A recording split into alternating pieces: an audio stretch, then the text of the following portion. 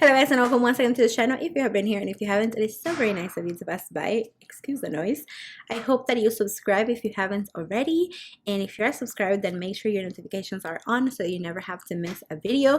Today's video is going to be super fun because I'm going to be testing all of the gender prediction testing that is out there on the interwebs, and we're going to be seeing which ones have been accurate for me, which ones I think actually work, which ones I don't think make much sense at all.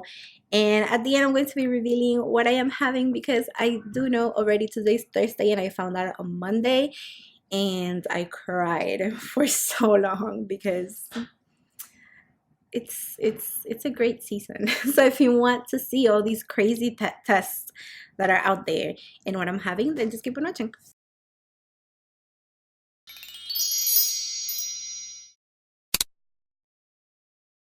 Okay, so the first thing, I have a whole list here. I think I have like 15 different ways, but I think there's two that I'm not going to even be trying because I think one of them is a little gross, and then the other one, someone suggested it on Instagram and I don't even know what it means. Like, I looked it up, I googled, and I just couldn't find anything about that, so I just kind of let it go. So I guess I'll start out with those.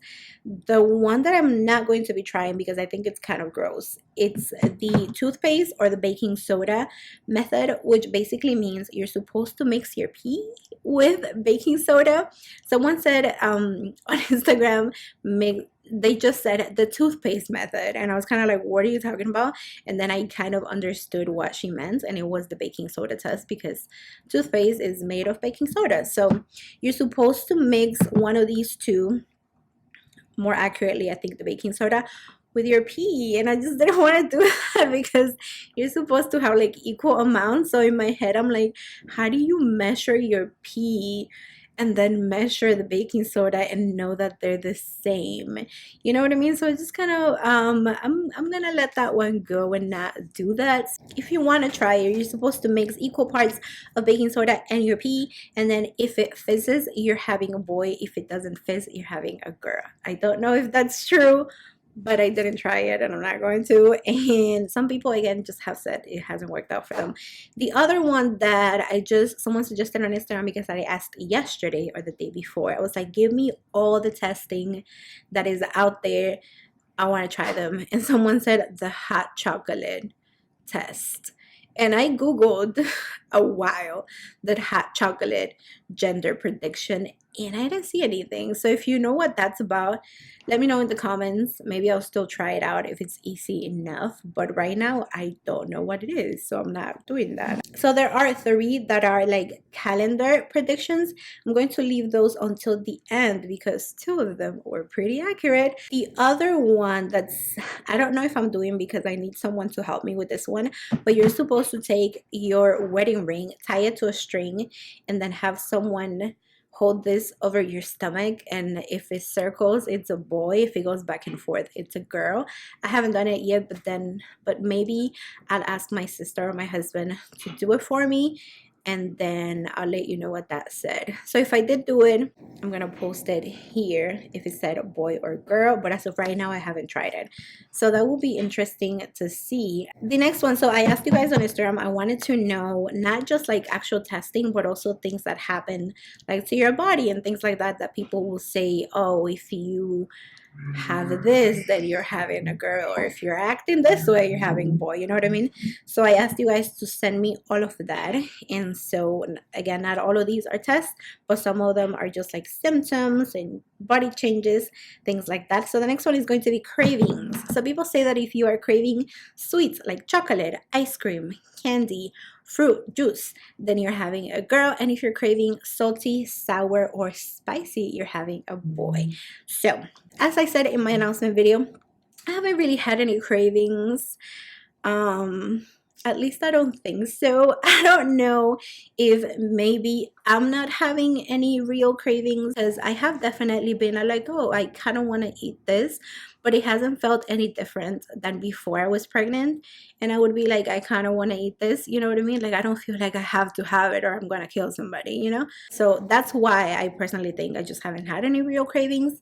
But when it comes to snacking, I do prefer fruits as opposed to like chips or crackers or nuts or things like that. I do prefer fruit, which is sweet, so I'm not craving it, but I do like snacking on fruit more than anything else.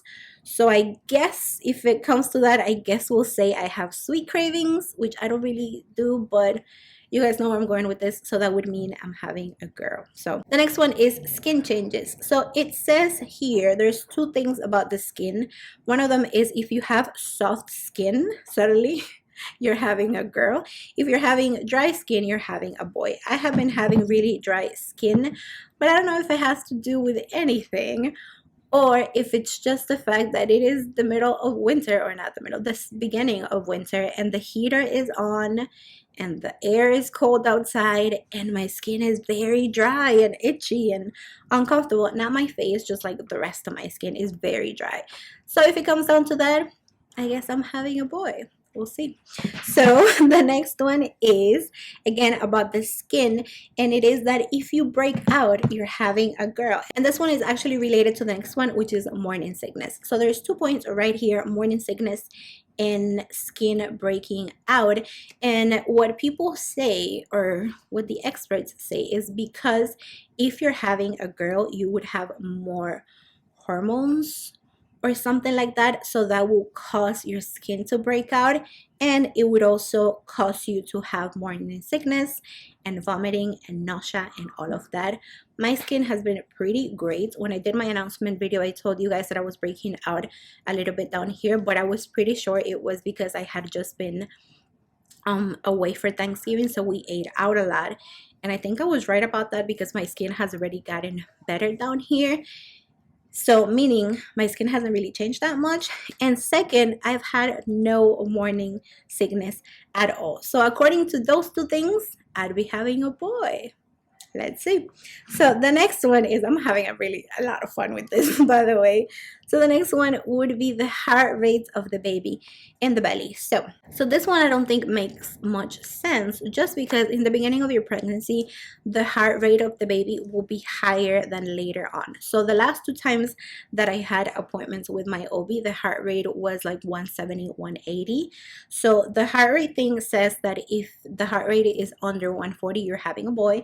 If it's over 140, you're having a girl, which mine has been over 140, which my doctor says is perfectly fine. It's a strong heartbeat, we're good. But the other thing that she says is that the heart rate will go down as your pregnancy progresses.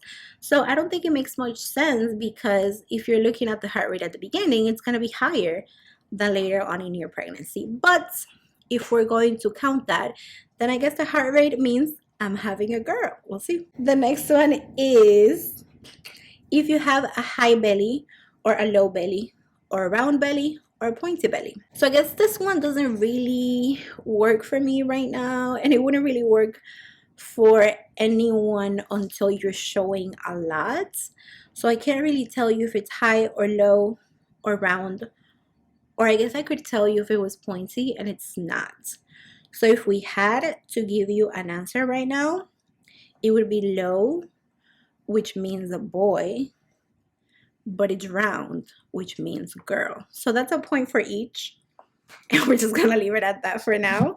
But again, I don't think that makes much sense until you're like way farther than I am. I'm almost at 13 weeks right now. So the next one is whether you prefer sleeping on your left side or on your right side. I've always been someone who switches, so I can't really say I'm a left or right person, but I guess when the time comes to like fall asleep, I like laying on my right. But that's definitely because if I'm laying on my right, then my husband can rub my back because he's on this side, if you know what I mean. So if we had to answer, I guess I would say the right. Oh wait, the side, the right, which means girl. Let's see. So the next one, and this is the last one before all the calendars, is whether you're having headaches or not. I think I've had 3-4 headaches my entire pregnancy, and I'm pretty sure it's been after not sleeping very well. I've actually had trouble sleeping.